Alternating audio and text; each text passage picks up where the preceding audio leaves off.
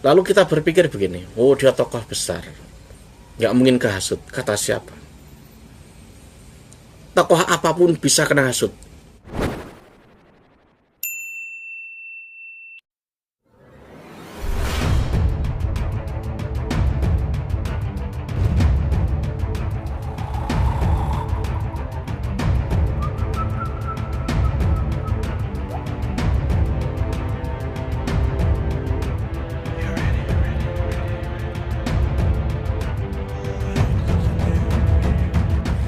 Assalamualaikum warahmatullahi wabarakatuh. Nggak habis soal Cak Nun, sampai sekarang masih ramai. Menurut saya pribadi, ini bisa dibilang efek imbas. Imbas apa? Imbas kurang tegasnya penguasa, salah satunya. Walaupun saya akui Jokowi itu punya rasa welas asih. Ya bisa dibilang apa ya, bagus. Cuma memang kelemahannya Jokowi itu kurang tegas. Seandainya Jokowi ini tegas, tentu tidak banyak orang itu mudah menghina. Penghinaan yang sudah jalan selama ini, itu mulai kapan coba? Kalau dari zaman Nabi, zaman kuno juga sudah ada. Tapi di dalam sistem perpolitikan kita, opini yang sedang ada di medsos itu mulai sejak zaman politik identitas zaman Gubernur Ahok. Paling tidak mulai itu, walaupun dari dulu udah ada. Jadi orang-orang yang dulu yang suka menghina itu seperti apa ya, menjamur. Lalu kemudian ada kasus Ahok dulu, yang itu bisa dibilang 50-50 lah. Secara hukum dinyatakan salah, ya kan? Tapi tetap dalam perdebatan apapun, kasus Ahok itu, kalau menurut saya pribadi, dia itu tidak menghina Islam, tidak. Dia juga tidak menghina Quran, tidak. Nah, saat ini salah satu efek imbas banyaknya penghinaan. Dulu ada orang menghina Jokodok. Siapa yang mulai menghina Jokodok? Ya kan?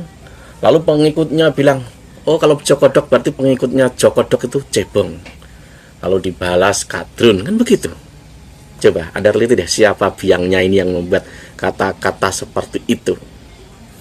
Itu loh, nanti ketahuan biangnya siapa. Nah ini, lalu kemana-mana. Korbannya udah banyak. Gus Muafik, contohnya itu Gus Muafik. Gus Muafik itu nggak salah kemarin itu. Kalau Anda nonton full, tidak salah. Kalau pembahasan detail itu bisa dibahas. Gus Muafik tidak menghina. Itu sama, ada beberapa orang yang mengambil itu dipotong, lalu di framing menghina Nabi. Seperti itu. Padahal di sebelah sana yang menghina Nabi jelas itu Nabi nggak rahmatan lah. Lalu juga menghina Quran juga ada, tapi juga nggak diapa-apakan. Ya politik semuanya itu. Korbannya berjatuhan justru para ulama sendiri. Bayangin saja loh. Mau tambah siapa?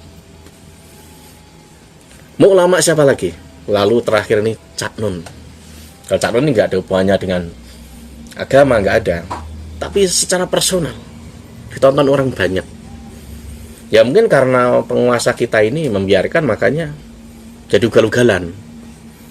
Dan Cak Nun ini bisa dibilang apa ya? Bilangnya dia kesambet. Kesambet. Siapa yang bisa menghukumi kesambet? Dan yang jadi masalah itu apa coba? Mau berapa lagi ulama yang berjatuhan atau punya jejak-jejak yang bisa dianggap buruk? Ya kan, ada Habib, ada Kiai, ada Ustadz, banyak. Ini efek dari politik identitas yang sedang ada. Itu loh, itu biangnya itu. Bayangin saja jika ulama atau tokoh atau bisa dibilang dia itu panutan orang banyak. Lalu celahnya ini, celahnya itu. Lalu nanti siapa yang percaya dengan ulama? Lalu siapa yang percaya dengan orang-orang yang bisa dibilang sebenarnya itu, misalkan dia tuh pencerah, dia ini pemberi cahaya ke orang-orang. Oh ternyata gitu loh. Gus Muafik juga sama kena kasus dulu itu, bayangin saja, padahal dia nggak salah. Coba, ini kan pelakunya siapa? Kalau Anda cek di YouTube, Anda akan tahu pelakunya siapa. Yang motong siapa, akunnya tuh ada, sampai sekarang masih ada. Ya itu sama orang-orang yang neo negara Islam. Mereka tuh di situ semua.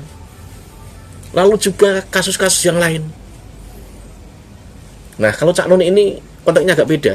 Cak Nun ini mungkin lebih pada apa ya? Nggak tahu ya.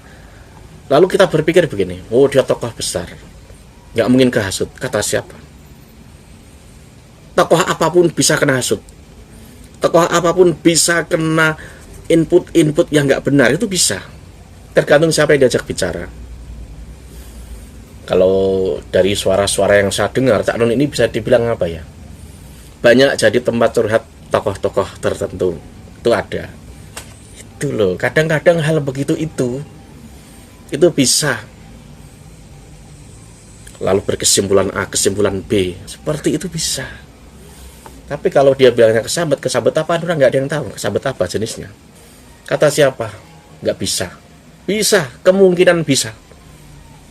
Kemungkinan bisa semua orang itu kasut dari bacaan, dari meme-meme yang dibuat saja. Misalkan kita sering baca meme tertentu yang nggak imbang, akhirnya apa? Ya namanya orang itu punya kelemahan. Tidak semua orang itu hebat, pasti hebat segalanya hal, tidak. Ini paling tidak jadi pembelajaran gitu loh. Jangan mudah menghina orang. Kayak apapun yang dikatakan Cak Nun itu secara bahasa memang salah. Walau entah dia itu maksudnya apa, atau betul-betul kesambet, atau memang itu punya maksud, hanya dia yang tahu. Tapi paling tidak hal ini, kata-kata ini itu nyampe kalau dari sisi bahasa seperti itu.